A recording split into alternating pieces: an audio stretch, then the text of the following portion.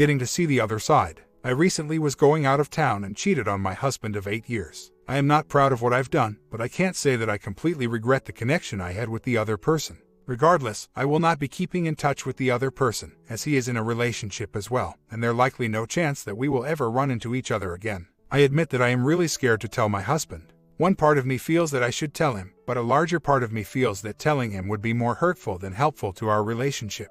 I read all these articles and blogs about how marriages are never the same and many times worse off after one partner admits to cheating. So what is the benefit of telling if I never plan on doing it again? I am feeling guilty, but wouldn't it be better to be the only person that feels bad than to drag him down with me? I realize the longer I wait to tell, the worse it will be when, if I do. I met him on a business trip in a foreign country. I realize that at this point I don't deserve the husband I have, but I can't lose him. It's true, I clearly wasn't thinking of this at the time of the affair. I think for me, and clearly this is biased, that if my husband cheated on me once, one night stand type of thing, I'd rather not know. While I don't feel that what I've done is because of a lack of love for my husband, I do understand that I have broken our commitment to each other and ruined what we have. I just want to clarify a few things about my initial statement. When I claimed that I do not regret the connection I had with the other person, I meant our friendship. The other person is a good person whom I became friends with. I do regret that things became physical. That has ruined what chance of retaining whatever friendship we had previously established. I am going to tell my husband, but I have a couple of questions. 1. Should I wait till I get my test results before I talk to him? Obviously, we would abstain from bonding till then. 2. I'm still very upset every time I think about talking to him. I read that it's unfair to be emotional when telling your spouse. You are supposed to be more stoic. How do I do this? 3. Full disclosure, OM's girlfriend suspected something was up. They live in separate cities, broke up with other man, but other man made up with her. I have no details of how that ordeal went. Is it inappropriate for me to contact other man and ask about his confrontation? Though we have not had contact since the incident, I do have his contact info since we worked together, and we did part on amicable terms. 4. I am also hearing that I need to discuss what underlying issues we may have. What if I don't think we have nay aside from my infidelity? 5. Do MC's actual work? I'm pretty skeptical. Should I just get individual therapy instead? I've learned a lot about how my actions and non-action can affect others. I've also, and unfortunately, learned that a lot of people out there are pretty cruel when it comes to people asking for help. I came here to ask for help, not looking approval for my transgression. I didn't need people to accuse me of using my husband for security or being a career woman or claiming that I don't love him at all. I don't understand where people get off on just telling people that they are terrible human beings. I told him. He didn't ask me any questions, just cursed and left. I left too, to give him his space. I left him a note and he texted me that he doesn't want to see me for a couple of days. I'm heartbroken, but can't complain. This is what was coming to me. Should I call and text and email or wait for him to contact me? Should I send him flowers? Is there anything I can do at this point? No kids. Why are email passwords necessary? If he asks for it, I will give them to him, but what good will offering them up do? Even when our relationship was good, we never exchanged email passwords. We have a shared bank account, but we don't even share our separate PINs. And I'm sorry, but I've never cheated on someone before. I don't know how to go about trying to reconcile. I will call him in the morning. To be honest, I've never liked the whole text thing. It avoids confrontation. But sincerely, thank you for your assistance. I will give him space till the morning. I just think we trusted each other that much. There was never a need or a wonder about what the other was doing. Our relationship was never bad. I'm sure this will make everyone angrier, but he was perfect. He loved me, respected me, and honored me, and I repaid him by being selfish, and I guess that is the only reason I can seem to think of right now. I am currently not staying in our home, per his request. I know he has gone out of town for a day or two, and we are going to see AMC on Monday. If he does not show, it will just turn into an IC session. He has only been communicating with me via email and texts. I am trying to give him his space. My sister, whom I am staying with, insists that I am not doing enough to get him back. I do not want to harass him though if he wants his space. Should I harass him anyway? I've also been tempted to call one of his friends and have him check up on my husband for me. Is that wrong? At this point, should I just leave him alone? My impulse is to keep trying to contact him, but my impulses are what ruined everything for us. I understand and am willing to do whatever it takes to get him back. I don't want to mess up again. I'm going to share what happened, in hopes that you can all help me figure out why I decided to act selfishly and throw away the best relationship I have ever had, also my best friend.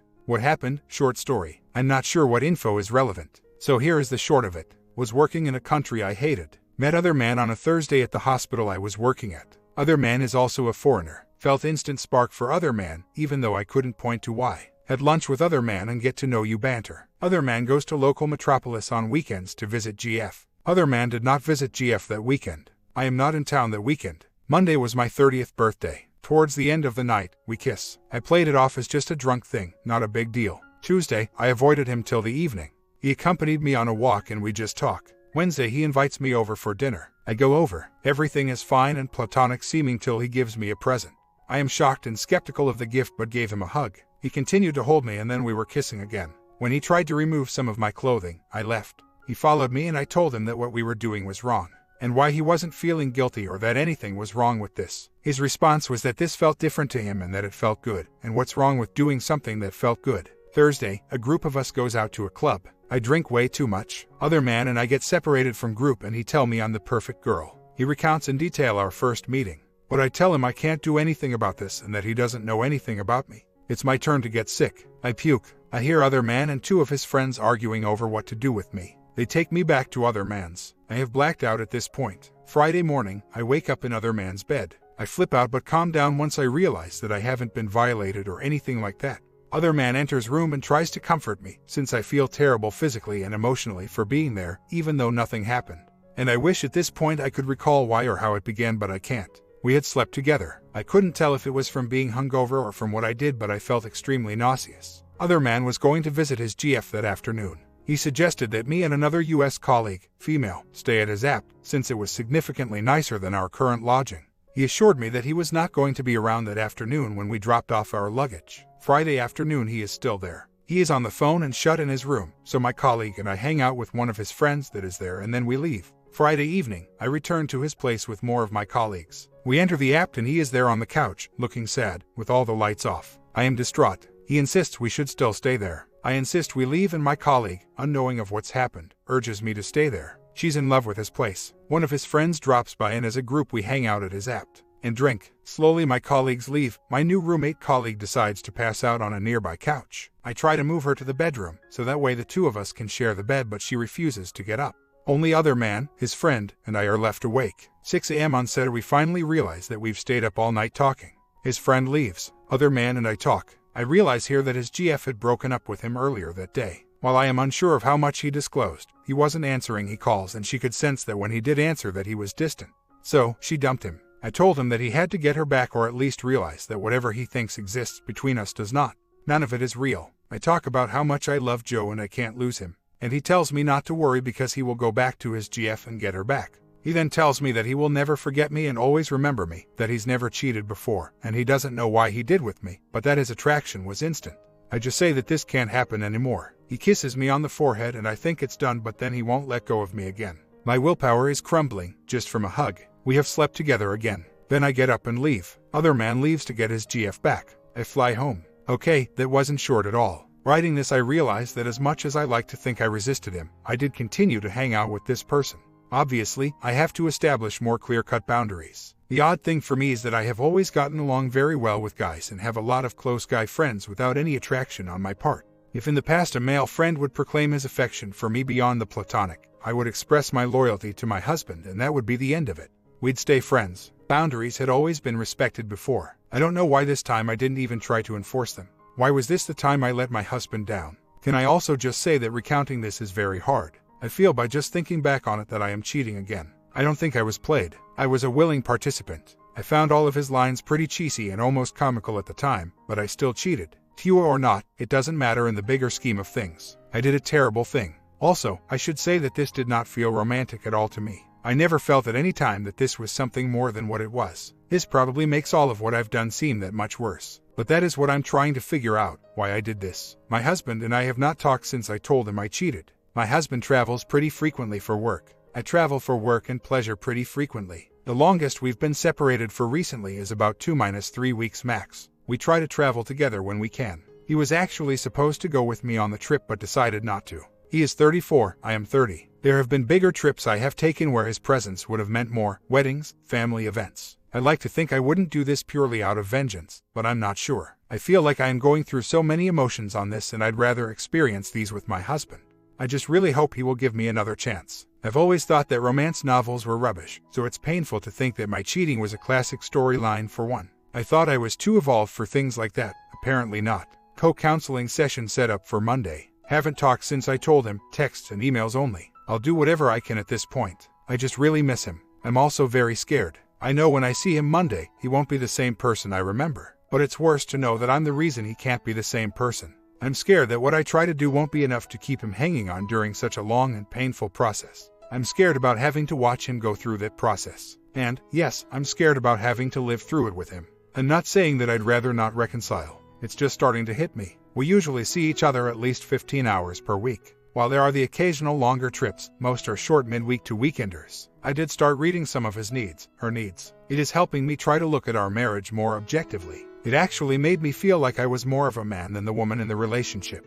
I find that certain needs like financial stability and openness aren't as important to me, but having an activity partner, someone attractive, and having gratifying bonding seem to be areas I value. I have started to feel that the core issue wasn't a lack of fulfillment of any of my relationship needs. I think it's just that I was very unhappy with myself. If anything, my marriage was what was keeping me afloat. I do love my work, but not the circumstances under which I practice. I am aware that I do need to work on myself. I am currently in touch with an IC and going to start sessions this week. I can't argue that I do have boundary issues and integrity issues, as my having an affair is the most poignant illustration of that. I will say that my alcohol consumption escalated the situation, but drunken benders are not the norm for me. Blaming alcohol for my behavior would be ludicrous. But, as I have mentioned before, I will refrain, so that it will be eliminated as a threat. I do take issue with your comment on how my not children having makes me not good marriage material. My currently not having children was a decision that both my husband and I formed together with enthusiasm and without resentment.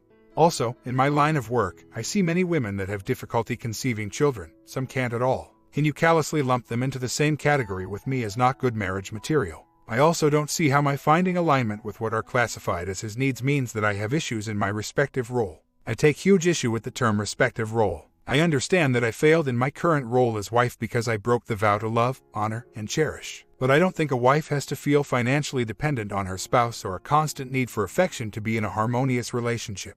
Whether I am good marriage material or not, don't worry, I know that I am in no way marriage material par excellence. We are clearly going to have some rough times ahead if he chooses to stay with me. But I'd like to think that if R works for us, we will eventually find love and happiness together versus being unhappy for years to come. I've been reading online that getting over anger and reconnecting is step one. Has anyone ever tried just taking a trip together? Is that just ridiculous wishful thinking on my part? My husband is doing a lot of traveling right now to clear his head. I know that everyone told us we travel too much, but traveling to us is a way to ground ourselves. We live very far from a lot of our friends and family. To be honest, I don't think either of us consider our current city as a home. I think traveling together could help us reconnect. Could it helpful, or does this fall under avoidance? How long till you allowed your WS to touch you again? A handhold, anything. I know my confession is still very fresh, 3 weeks, but I'm finding it very depressing to not be able to even touch him. When we were together, we've gone longer without touching. 3 months business travel, but I've never craved it this badly. Every time we meet, I can't stop crying.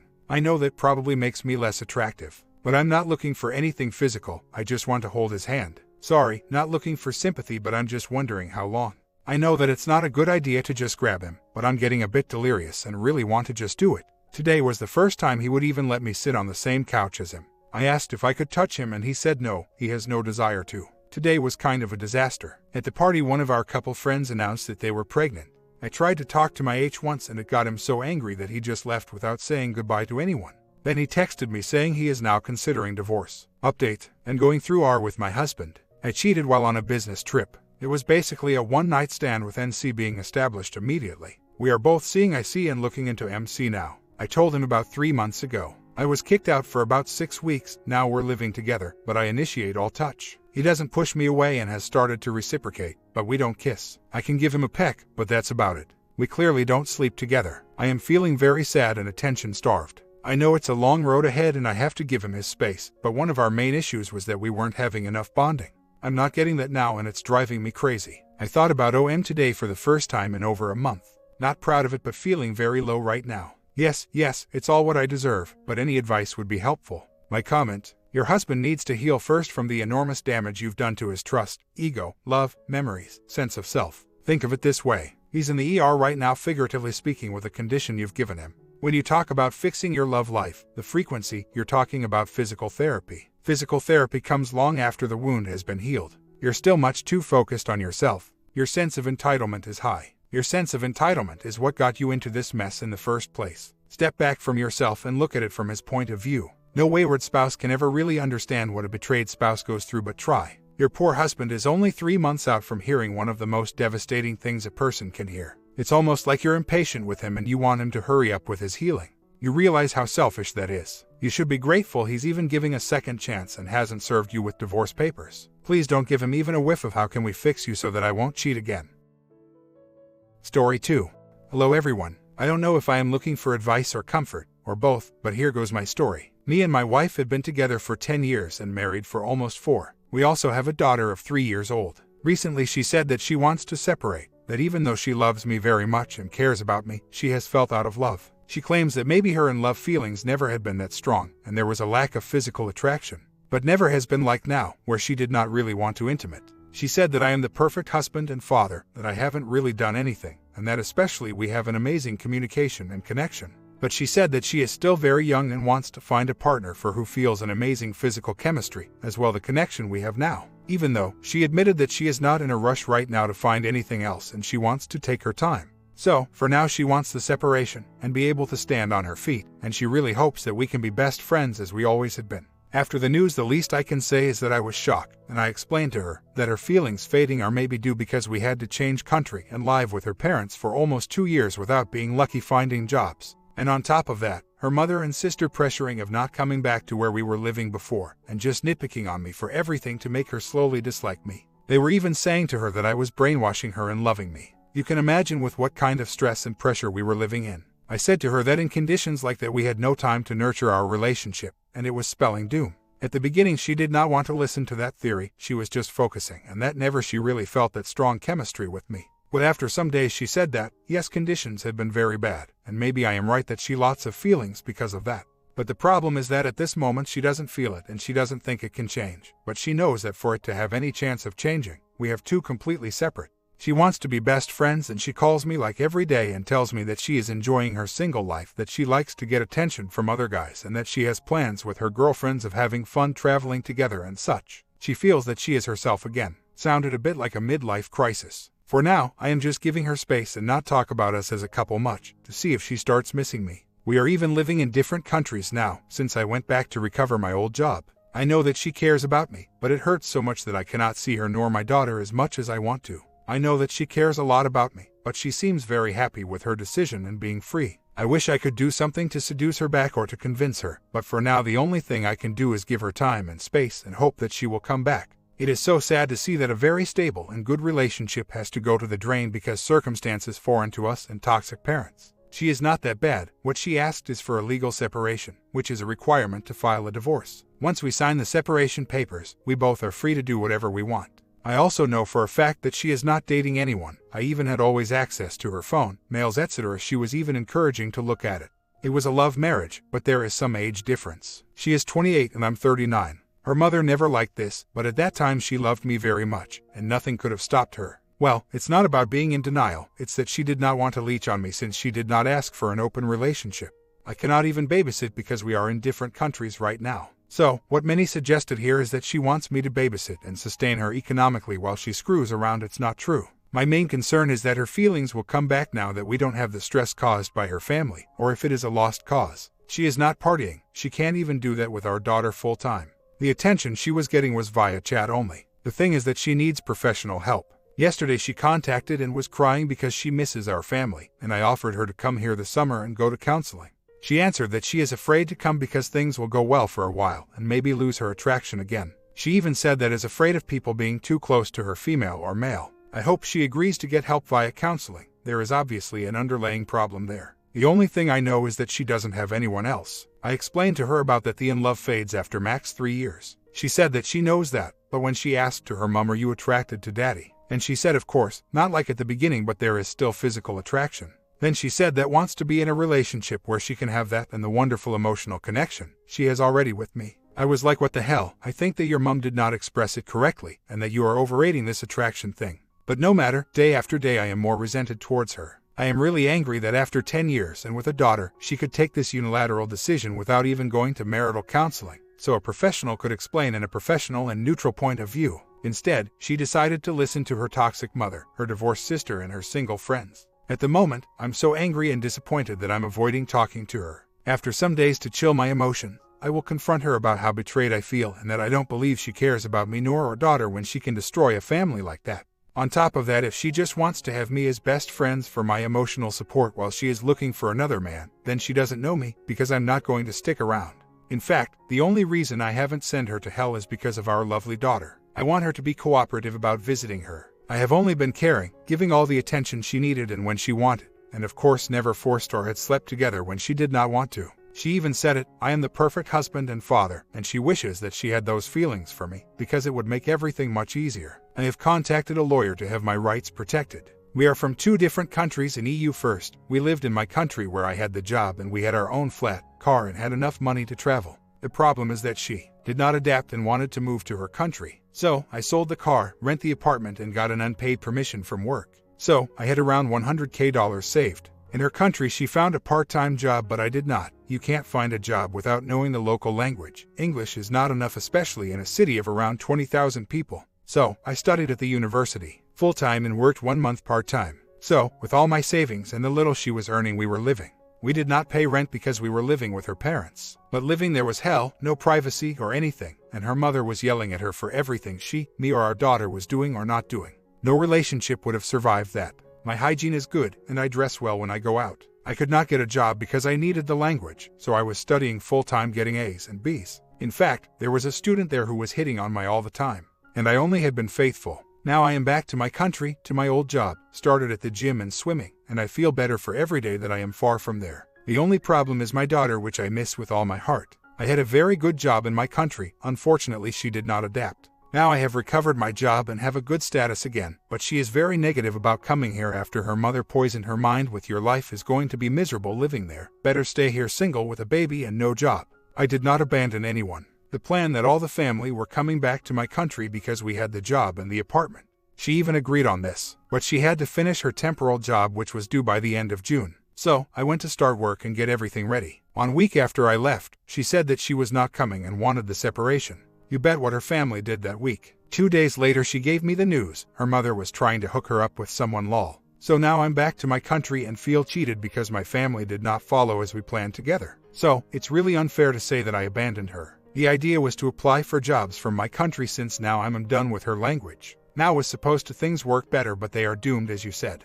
I know for certain that there is no OM though. Now I took control of my life. I only contact her to see my daughter. Work out, going out with my friends and even new friends from work. At the moment, if she wants to try fix this I can listen, but if not, I am fine. Just wish I could spend time with my daughter. She is too small and I'm not even allowed to pick her up for the summer. I am pretty sure it was planned. In fact, I was still waiting an answer to a job I have applied, and the next day I got the negative. She was cold and I asked what was wrong. Then she told me the news. She said that if I got the job, she would have given it a try to our relationship on the ideal situation of having our own place and a job in her home country. About the rights here are the same for both parents. Visiting for me is going to be very difficult. We live 5,000 kilometers away. Counting the flight time and the waits at the airport, bus takes almost a whole day to get there. On top of that, our child, it's only 3, so she is too young for me to take her for the summer. She would miss her mother too much. That would not be good for her. I asked my wife to come here the summer. She doesn't work anyway, and that I would pay for the trip and she can stay in our flat, no problem.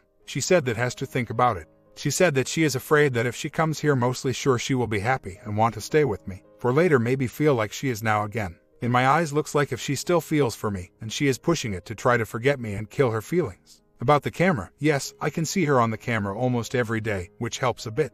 My daughter tells me that she misses me and wants to cuddle with me, and it destroys me that I cannot be with her. I got some more information. Today I talked to her and she expressed resentment, like if in a way hates me, but at the same time don't. The reason is that she feels I took her for granted and did not help enough in the housework, and she thinks that it for the last year removed made her fall out of love. I said I was terribly sorry and that my excuse is that I was terribly depressed there. I missed working in a good job and provide. Winter was also very dark and sad. I could not function properly, barely could concentrate at the university, nor had barely energy to do language homework.